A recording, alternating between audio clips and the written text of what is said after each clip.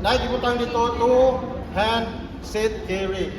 Two hand sit carry is mo ang inyong kauban is mugunit diri sa abaka and then tapos siya mo and then sa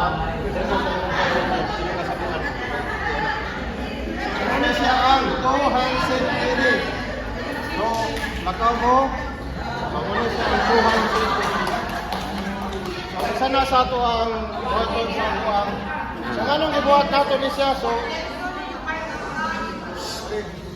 muna siya apin na para natay mga learning sa ato ang mga apin na siya sa training ba ang obstacle sa ato ang mga drill na ginahimo nato. Next is fireman's carry.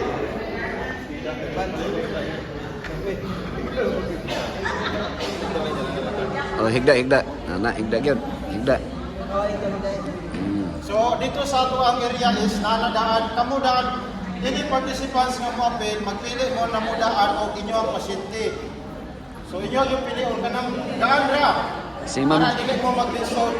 Then next inyong himuon is Si Manny. Iganoy Manny. ang inyo ang tuhod and then ang kamot ibutang sa dughan and then inyo hang patindog.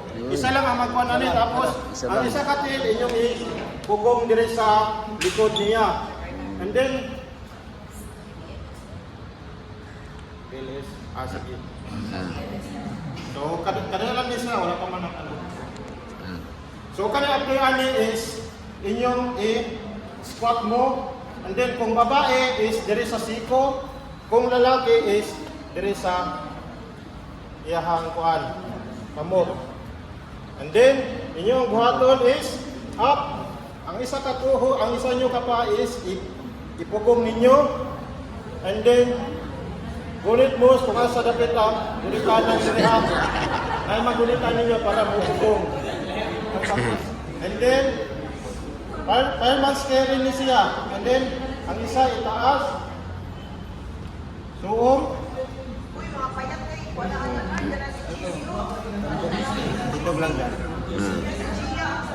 And then is mo diretso mo dire sa tiil and then fireman's carry. So muna inyo hang himuon dito. Tuyo no. Lover's carry po ta, lover's carry. Kanya po dyan.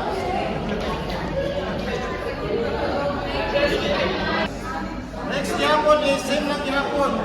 Endo.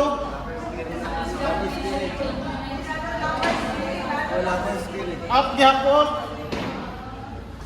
Same lang yapon, gunitan dire sa tiil and then inyong ipalingkod ang pasyente. Paglingkod is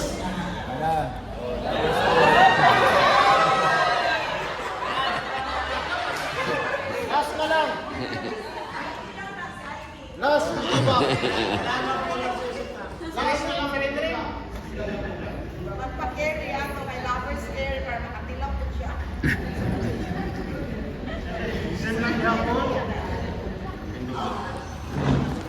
Nagyapon. Brace, ipugong yapon ang isa is isa ka tail is ipugong nimo para dili mo matumba. Same lang gihapon, gunitan nimo. Dili na.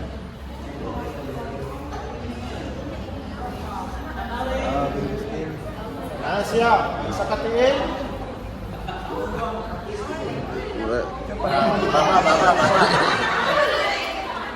Baba. Mula sa ito ang humuon sa ito ang obstacle course.